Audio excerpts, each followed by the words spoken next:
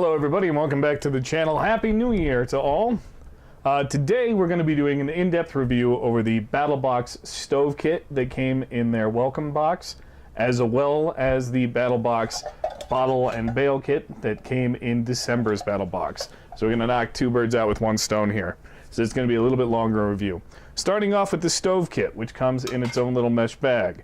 The stove kit in the mesh bag altogether weighs 635 grams or 1.4 pounds or 22.4 ounces for people who like to keep track of the weights. So it's definitely not the most lightweight system. It comes with everything you see here, and let me show you how it all goes together. You have the main portion here of the stove with these handy little connectors at the bottom. So you take the base, you line up those nubs with the connectors, and you twist it into place so it locks. After you do that, you take this grill, I call it a grill, it's really more of a spacer, and you put it up top, and you take your stove, and you put it, don't do that, you put the stove in, and then you put the grill or the spacer up top. You can then take your pot, put your pot on top, and then you put your lid on top of that. So there you go. There's the whole stove system set up. And now, show you using the cup from the Battlbox bottle set. As you can see, the cup does fit nicely. Now we'll do some product placement for them. The cup does fit nicely on top of the stove. And if you didn't get the cup, but you got the stove, a generic REI cup, or in this case, a Walmart version of those generic REI folding cups, fits on the stove just fine. So getting back to the stove itself, it is an alcohol stove, similar to that of a Trangia if you've ever used or seen a Trangia in action. It has this cover and this lid. Now this lid has a rubber gasket inside. Now the reason it has a rubber gasket is so that any fuel that's not used up during the cooking or whatever you heating up water, whatever it is, with the stove, you can put the lid back on with the rubber gasket and it'll save what fuel is left inside of the stove. That being said, rubber gasket. Wait for the stove to cool off completely before reattaching the top, because you will melt the rubber gasket and effectively ruin that gasket and possibly ruin your stove, because if you get melted rubber down in those little holes, you're going to have a heck of a time getting it back out. Now, this other lid, what this is A, you can use it to put out the fire, as you'll see in the demonstration video at the end of this, or you can adjust it and it'll directly affect how much of the flame is hitting the pot, and you can make the pot simmer or just stay warm or whatever. Let me show you how it works. Put the stove back inside here, and you just come in. You do have to come in at an angle. It will not fit dead on. You come in at an angle and put the fire out, or just make your adjustment to how you want it. Come in at an angle and put it over the stove. Again, to snuff it, make sure it's closed, come in, put the fire out. Now, another thing that might attract people to this stove over something like the Trangia setup is the fact that with this space at the bottom and the space that it has between the stove and the pot itself, you could use this stove with alternate sources of heat, meaning you could load the bottom with wood or anything else like that, and then you could keep feeding it while there's a pot on top. You could keep feeding the flame through this hole here. So if you had a bundle of sticks or something down at the bottom, you could keep adding kindling or fuel, and you could use direct fire to cook your boil your water, cook your food, or whatever you're using the stove for. So it does have the chance to utilize alternate fuels if you don't have the stove with you anymore.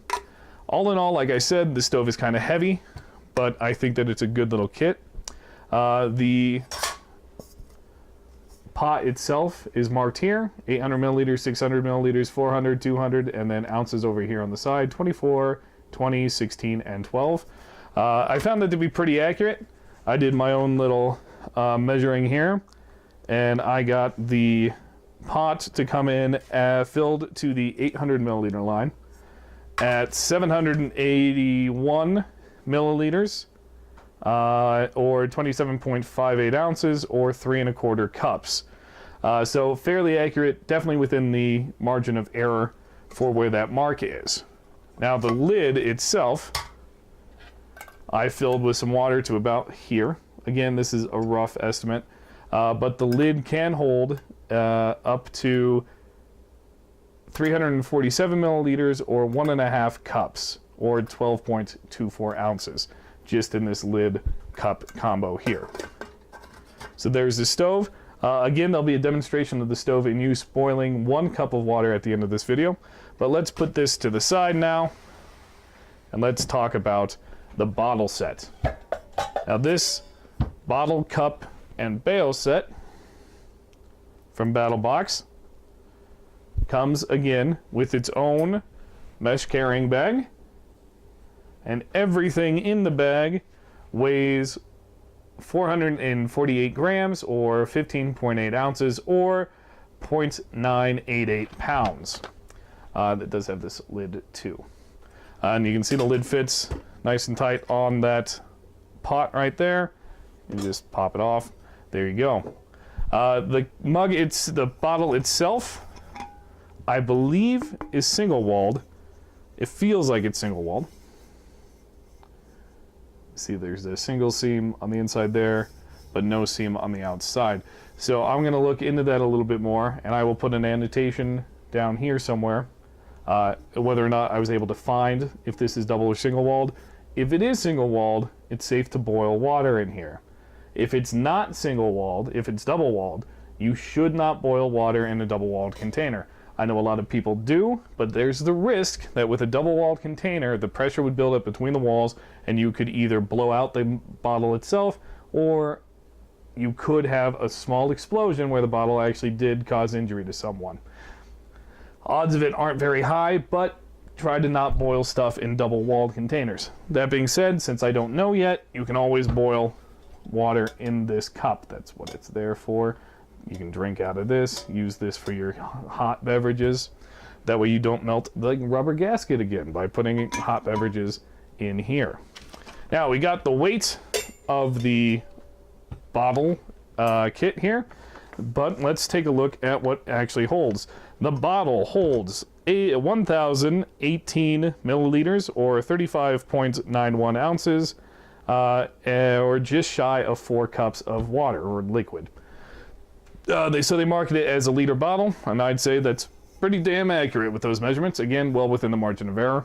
I filled it to just where the brim starts here. If you can see that, just where the brim starts. So not all the way up to the top, but just where the brim starts. The bale does work quite well. Just bend it in, place it into the hole. The cup itself, well, if the bale's set right, the cup itself does stay relatively balanced, as long as the handles aren't out. If the handles are out, obviously the balance is shifted. Now that might be countered by having something inside of the mug itself. The lid does not work with the bale. That is a note to be had. If you're trying to cook something with the lid on, it's not happening. You'll have to take it off the fire, put it down, place the lid on it. So if you're gonna do something like try to strain liquid out with holes on top of the lid or anything like that, you're gonna have to do that separately. It will not sit with the lid on it, suspended by the bale. That being said, not very heavy for what it is. I wish that they made this a slightly snugger fit. I don't like the fact that that rattles all the way. Same thing with the lid. I wish that they had done something where the lid would be a little bit easier to stack in here with the cup. As it is, when I put it away, I leave it like this, put it inside of the bag, and then I just put the lid on top, turned upside down, like this. But there you go. There's your review of the bottle and the stove kit from Battlebox. I hope you guys enjoyed. If you have anything that you'd like to see or you have more questions about, please comment in the videos. I try to get back to people as often as I can. And I want to get some more feedback so I can give you guys what you want to see more on this channel. That being said, coming up, I have some more stove reviews, which I'm going to release later on this week, where we will actually be looking at the Trangia, the cousin to this stove here, and looking at a few more stoves too. I will also be doing a video on homemade fire starters and comparing them to store-bought fire starters and just seeing if there's value in there, what's the best thing to carry, and that sort of thing. So let me cut to the video of this boiling water, and you guys have a great day. Hey everybody, real quick, a disclaimer here. This video does have the stove operating inside. It is not recommended for these stoves to be operated inside. I am not encouraging you to operate these stoves inside. The stove was never left unattended by myself. I stayed here watching it the entire time. I have a kitchen fire extinguisher and a open bag of baking soda ready to go in case the alcohol had gotten out of hand. I also have everything placed on this tray in case alcohol spilled, it would stay inside of the tray, and I have everything set up to be quickly covered by this wool blanket, and wool is a fire resistant or retardant thing. It is not fireproof, but it would help to smother any flames that did occur. So safety precautions were taken, and again, it is not recommended by me or the manufacturers to use these stoves in an indoor setting. Thank you.